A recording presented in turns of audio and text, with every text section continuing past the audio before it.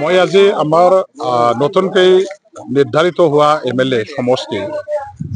২ number দতমা সমষ্টিৰ অধীনত থকা শলমাৰী গাঁৱত আমাৰ শলমাৰী গাঁৱৰ ৰাইজে তেখেতসকলে মোৰ লগত একেবাৰে পোনপটীয়াকৈ মুখামুখিকৈ আলোচনা কৰিবৰ কাৰণে তেখেতসকলে এটা প্ৰগ্ৰাম লোৱাৰ উদ্দেশ্যেৰে আজি মোক তেওঁলোকৰ গাঁৱলৈ মাতি আনিছে আৰু তেখেতসকলৰ গাঁৱত আজি উপস্থিত হৈ পেলাই তেওঁলোকৰ লগত মোৰ দলীয় কৰ্মী নেতাসকলক লগত লৈ আমাৰ এই শলমাৰী গাঁও আৰু কপৰা গাঁও এই দুখন গাঁৱৰ ৰাইজৰ লগত মই আলোচনা কৰিছোঁ। তেখেতসকলৰ মনৰ কথা, তেওঁলোকৰ দুখ বেদনা সমস্যাবিলাকৰ বিষয়ে মই জানিবৰ কাৰণে বিস্তাৰিতভাৱে আলোচনা কৰিলোঁ আৰু তেখেতসকলে নিজৰ নিজৰ গাঁওখনৰ সমস্যাবিলাকৰ ওপৰত দাঙি ধৰিছে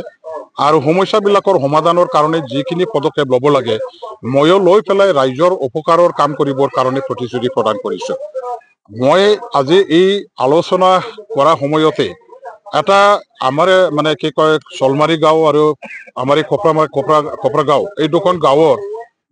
আচলতে যিসকলে UPPL কৰা মানুহ আছিলে তেওঁলোকে নিজৰ নিজৰ দলৰ প্ৰতি মোহভংগ হৈ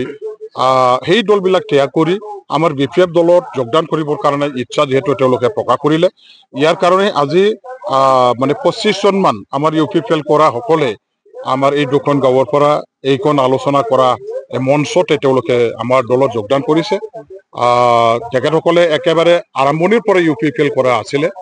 আৰু UPPL দল যে তেওঁলোকৰ কাৰণে একো কাম কৰি দিয়া নাই, একো সুযোগ সুবিধা দিয়া নাই, ইয়াৰ কাৰণে UPPL দলটো তেখেতসকলে ত্যাগ কৰিছে। এতিয়া BPF দল চৰকাৰত আহিব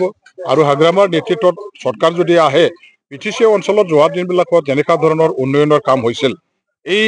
একে ধৰণৰ উন্নয়ন বা তাতকৈ বেছি উন্নয়ন হাগ্ৰামাই কৰিব পাৰিব বুলি এটা মানুহবিলাকৰ মনত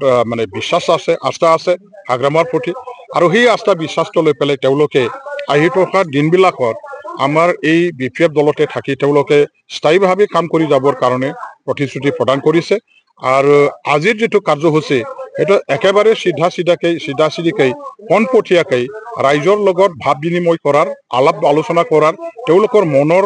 কথা দুখ বেদনাটো জানিবৰ কাৰণে বহি আলোচনা কৰাৰ এটা কাৰ্যসূচী, অন্তৰংগভাৱে আলোচনা কৰাৰ এটা কাৰ্যসূচী আৰু এই কাৰ্যসূচীটো চলাই থাকিব। আজি আমাৰ একেলগে 4-5টা গাঁৱত এই ধৰণৰ প্ৰগ্ৰামটো লৈছোঁ, অহাকালিও আছে আৰু ঠিক তেনেদৰে গাঁৱে গাঁৱে এই প্ৰগ্ৰামটো ৰাইজৰ লগত ভাৱ বিনিময় কৰা, আলোচনা কৰা, অন্তৰংগ আলাপ আলোচনা কৰা সেইটো চলি থাকিব।